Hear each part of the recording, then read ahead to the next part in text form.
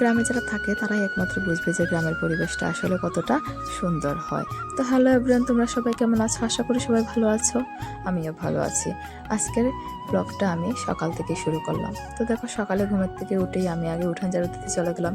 যেহেতু এখন শীতের সময়, তাই উঠান ঝাড়ু দেওয়ার সময় অনেকটাই ধুল উড়ে, যার কথা তোমরা ভিডিওর মধ্যে দেখতে পারবে। যার কারণে আমি উঠান ঝাড়ু দেওয়ার আগে পুরো উঠোনের মধ্যে জল ছিটকা দিয়ে দিলাম। আজকে আমি একা উঠান ঝাড়ু দিইনি, আমার সাথে আমার শাশুড়ি মাও দিয়েছে।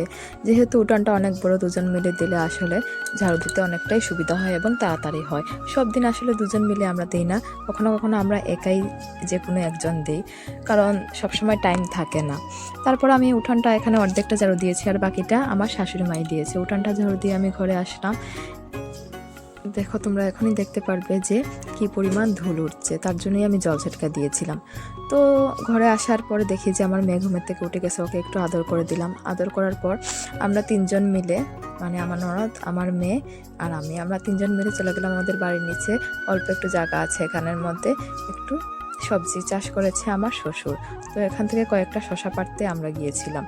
তো এখানে অনেক রকমেরই গাছগাছালি আমার শ্বশুর লাগিয়েছে, তার মধ্যে শাকসবজির গাছও আছে।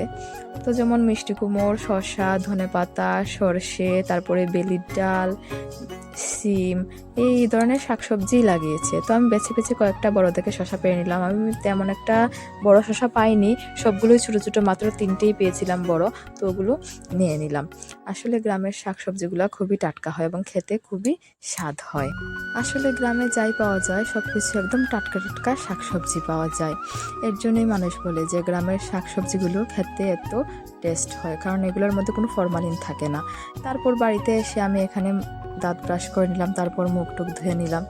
মুখ টুক ধোয়া শেষে আমি ঘরে গিয়ে একটু জল খেয়ে নিলাম। সকালে কিন্তু বেশি করে জল খাওয়া স্বাস্থ্যের পক্ষে খুবই ভালো, তাই তোমরা সবাই সকাল সকাল একটু বেশি করে জল খাওয়ার চেষ্টা করবে।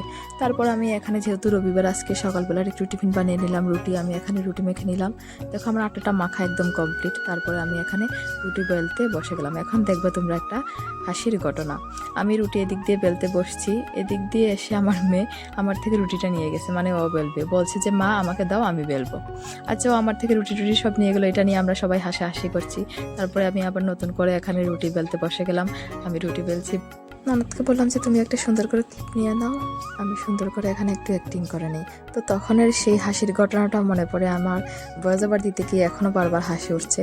তারপর আমার শাশুড়ি এসে আমাকে বলছে যে এদিকে দাও, আমি রুটিগুলো বেলে দেই, তুমি সেঁকে নাও, তাহলে একটু তাড়াতাড়ি হবে। আসলে দুজন মিলে কাজ করলে সব কাজই খুব তাড়াতাড়ি হয়ে যায়।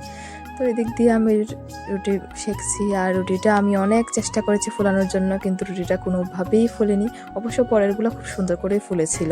তারপর এদিক দিয়ে আমার ননদি আজকে সকালের চাটা করলো, আর চাটা খুবই স্বাদ হয়েছিল। তো এদিক দিয়ে বাইরে আমরা সবাই মিলে একসাথে সকালে টিফিন খেতে বসে গেলাম। তো সবার খাওয়া টাওয়া শেষ হওয়ার পরে সকালের কিছু বাসন ছিল, ওগুলো আমি একটু মেজে টেজে নিলাম। তারপরে আজকে সকালে রান্নাটা আমার শাশুড়ি করেছে, আর আমার শাশুড়ি মায়ের হাতে রান্না কিন্তু খুবই স্বাদ, যে একবার খাবে একদম মুখে লেগে থাকবে। তো আমার শাশুড়ি আজকে বেশি কিছু রান্না করেনি, যেহেতু আজকে অনেকটা লেট হয়ে গেছিলো উঠতে। একটা নিরামিষ তরকারি আর একটা শুটকির তরকারি ছিল। তো এই শিমগুলো হচ্ছে আমাদের গাছের শিম। আর তারপর আমার শ্বশুর বলছে আজকে যেহেতু রবিবার, একটু পুকুরে গিয়ে মাছ ধরে আনি। পুকুর থেকে আজকে কয়েকটা মাছ ধরে আনলো, বেশি একটা মাছ পায়নি, কয়েকটা শুধু বাচ্চা নলা মাছ পেয়েছে। তো আমি এদিক দিয়ে মাছগুলো কাটতে বসে গেলাম। তো ভিডিও শ্যুটের জন্য বললাম যে মাছগুলো আমি একটু ধরি, তুমি ভিডিও করো, কিন্তু মাছগুলো আমার হাত থেকে বারবার স্লিপ হয়ে পড়ে যাচ্ছিলো। মাছ টাছ কাটা শেষ, আমার মাছ টাছ কাটা কমপ্লিট করে আমি চলে গেলাম স্নান করতে। তো আজকের ভিডিও এতটুকুই বন্ধুরা, যদি তোমাদের ভালো লাগে তাহলে একটা লাইক, কমেন্ট এবং শেয়ার করে দেবে এবং পাশে থাকবে। সবার জন্য অনেক অনেক ভালোবাসা।